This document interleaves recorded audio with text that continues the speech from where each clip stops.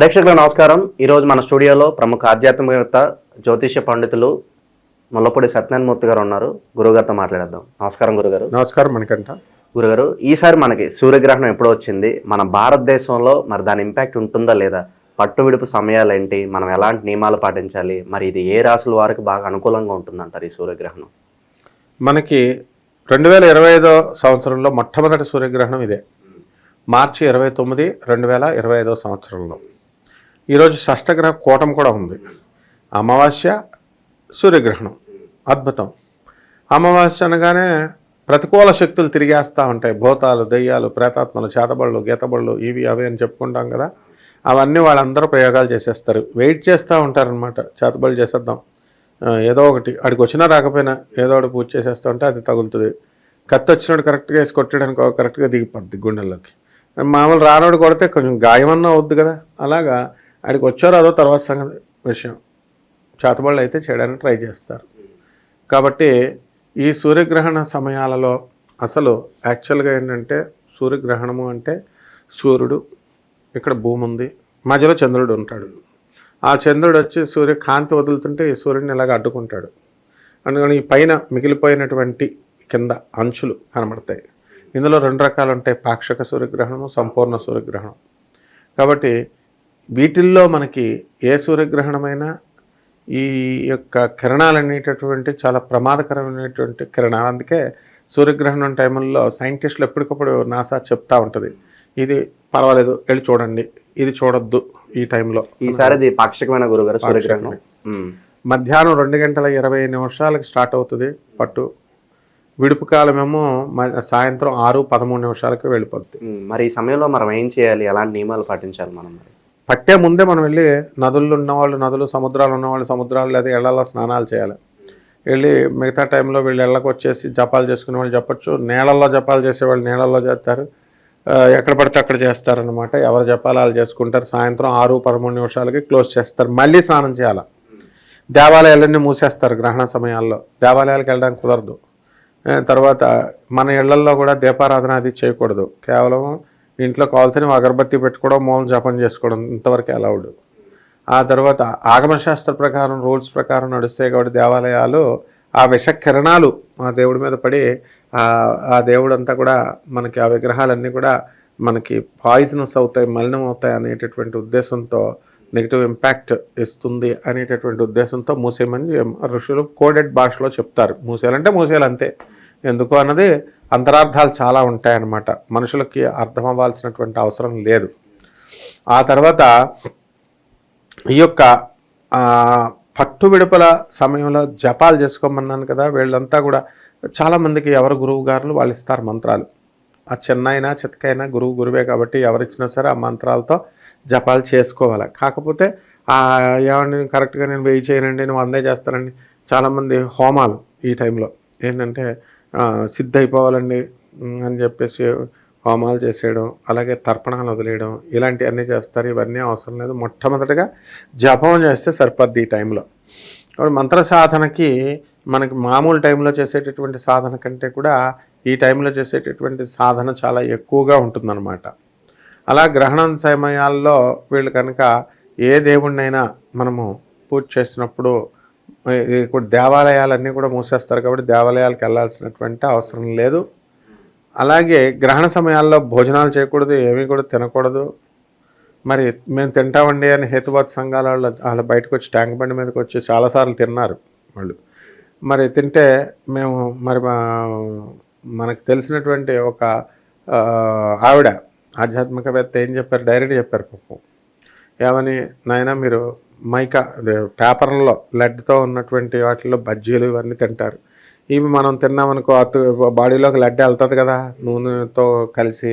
ఒక ట్రిప్కి ఏం కాదు, అలా 4-5 ట్రిప్పులకి వెళ్తే ఎలాగైతే లోపల జరుగుద్దో ఈ ఇమ్యూనిటీ ప్రాబ్లం వచ్చే సమస్యలు, ఆరోగ్య సమస్యలు, అలా మీకు కూడా ఒక రోజు తింటే గ్రహణ సమయాల్లో కాదునైనా, తింటే దమ్ముంటే రోజు తినండి అని చెప్పింది. వచ్చిన గ్రహణం ప్రతిసారి అది లేటుగా వస్తాయి మీకు ఆ రిజల్ట్స్ అనేటటువంటి అని చెప్పారు. ఎవరింటారు మన మాట? ఆవిడ మాట.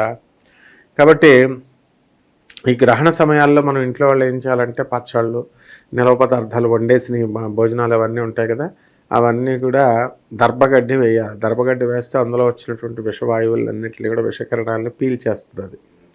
కాబట్టి యజ్ఞయాగాదులు చేసినప్పుడు ఈ దర్భగడ్డిని పవిత్రం అంటాం, చేతికి ఇలా కడతాం.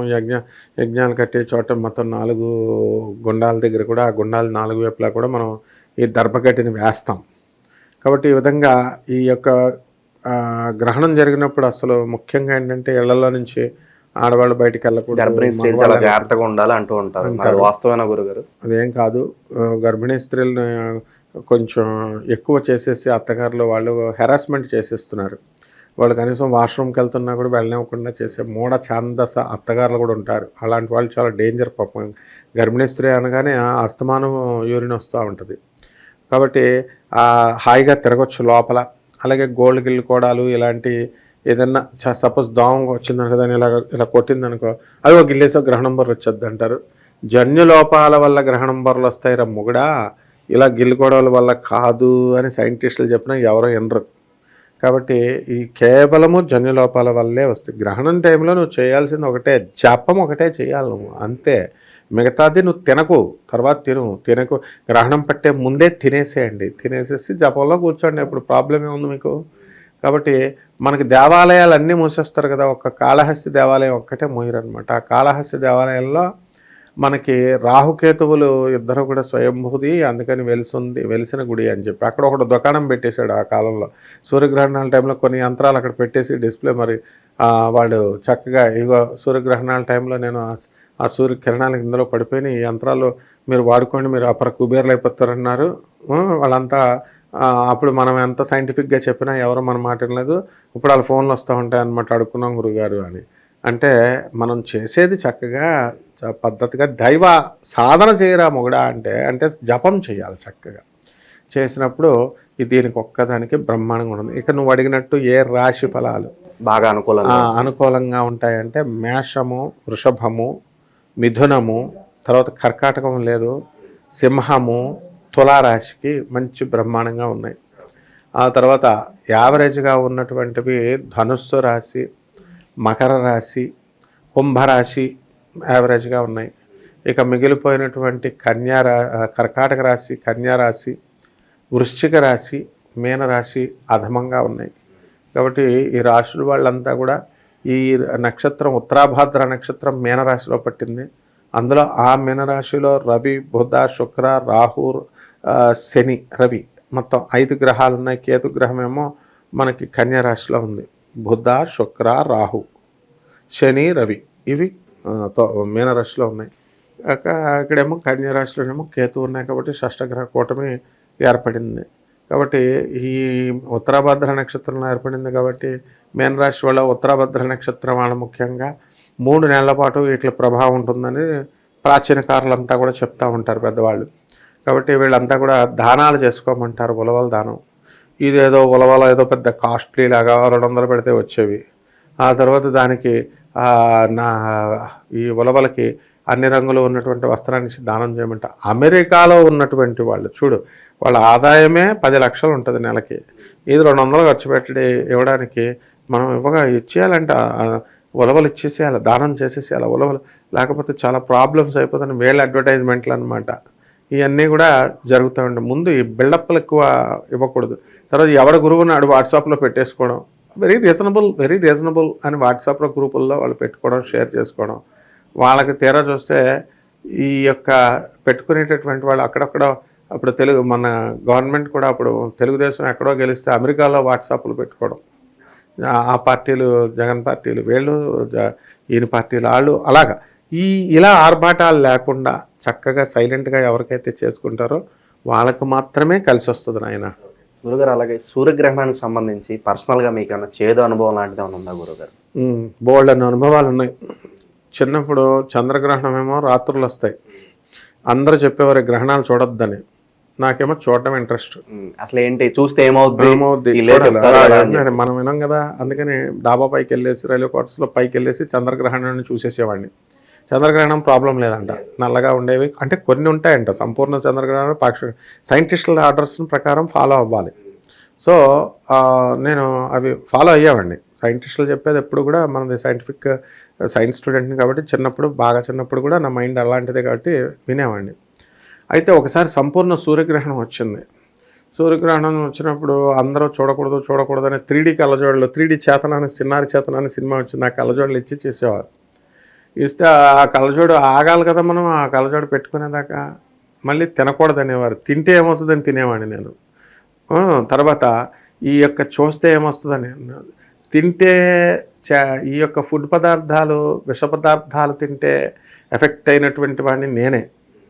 పైల్స్ వచ్చేసింది నాకు ఆ సమయంలో తినడం వల్ల. ఆ సమయంలో కంటిన్యూస్ ప్రతిసారి కావాలని తినేవాడిని. మా అమ్మగారు అంటారని నేను జాగ్రత్తగా మా రైల్వే క్వార్టర్స్లో ఉన్నటువంటి మిగతా ఆంటీలు పక్కన వాళ్ళు వెళ్తే పాపం బయట వాళ్ళు వచ్చి అడిగితే పెట్టేవారు కదా. తిన్నాను, గ్యాస్ట్రిక్ ప్రాబ్లం లాగా వచ్చేసింది, పైల్స్ వచ్చేసింది. ఆ తర్వాత అమ్మో ఇదేంటి అని చెప్పేసి మాకు రైల్వే హాస్పిటల్లో చిన్న డాక్టర్ గారు అనేవారు, doctor G Subrahmanyam. Wonderful doctor, మా క్లాస్మేట్, మా సీనియర్స్ వాళ్ళ ఫాదర్ అనమాట రైల్వే డాక్టర్లో.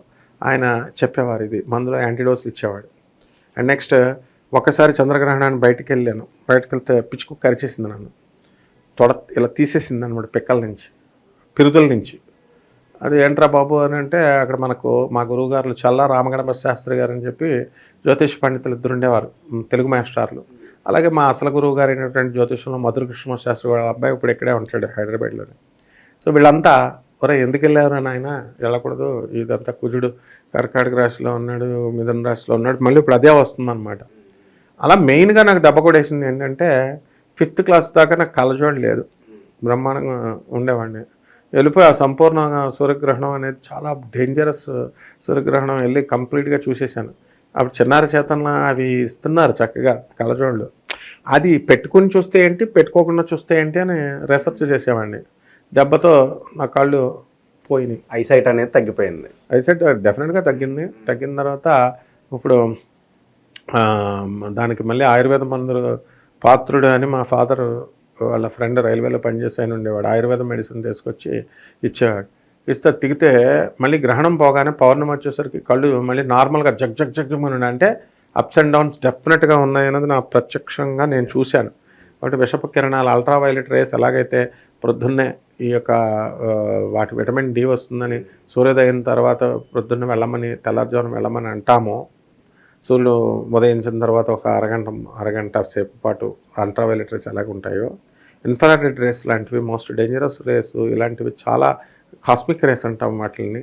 అవన్నీ కూడా చాలా కిరణాలు వస్తాయి. కాబట్టి జాగ్రత్తగా బిర్లా సైంటిస్టులు చెప్పినటువంటి చూడాలి. ఇప్పుడు వీళ్ళు ఇళ్లల్లో మనం బయటకు రాకూడదు అని చెప్పడం కూడా వీళ్ళది తప్పే. మనం సైంటిస్టులు చెప్పింది వినకుండా బయటికి వెళ్ళి చూడడం మంది తప్పే. కాబట్టి బ్యాలెన్స్ చేయాలా. మరి చక్కగా హేతువాదులంతా కూడా వచ్చి బయట ఈ యొక్క ఖగోళంలో జరిగేటటువంటి రహస్యాలు చూడండి, అస్తమానం చూడరంటారు. కాబట్టి ఖచ్చితంగా వాళ్ళు నాకు తెలిసినటువంటి హేతువాదులు కూడా రెచ్చిపోయే ట్యాంక్ బండ్ దగ్గరికి వచ్చి చూపిన వాళ్ళకి కూడా అందరూ కళ్ళజోళ్ళే ఉన్నాయి, చూసుకోవాలి నువ్వు వాళ్ళందరికీ కూడా. అంటే కళ్ళజోడు న్యాచురల్గా పడతాయండి అంటే డైజెషన్ ప్రాబ్లమ్స్ కూడా ఉన్నాయి. అందరూ పైల్స్కి వెళ్ళే అనమాట ఈ ట్యాంక్ బండ్కి వచ్చి తిన్న వాళ్ళంతా కూడా. నేను వాళ్ళ ఫ్రెండ్ని, నాకు తెలియనటువంటి ఈ సోషల్ యాక్టివిటీస్ లేడు. నేను కూడా పాల్గొన్నాను, ట్యాంక్ బండ్లోకి వెళ్ళి నేను తినేవాడిని వాళ్ళు పెడుతుంటే. కాబట్టి కంటిన్యూస్గా ఇవన్నీ చేసాం, దాని ఎఫెక్ట్స్ ఉంటాయి. కాబట్టి డాక్టర్లు చెప్పినట్టు మాత్రమే దయచేసి వినండి.